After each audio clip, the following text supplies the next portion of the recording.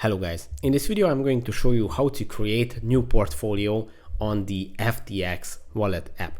But first of all, I just want to mention, please don't forget to subscribe to my channel, because at 10,000 subscribers I'm going to show you my whole YouTube revenue statistics and my growth strategy, how to make money online.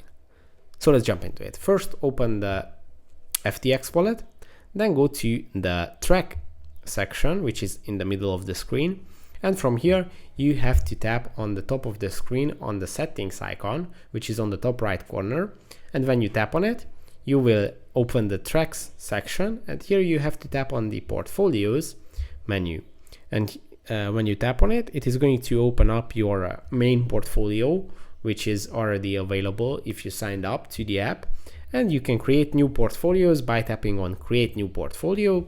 Here you can choose the color of your portfolio, you can add a name for your portfolio and set the default currency on your portfolio.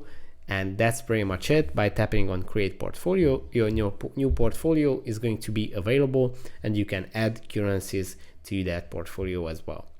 So that's it for this video. I hope it was helpful for you. If it was, please consider subscribing and see you in the next one. Bye bye.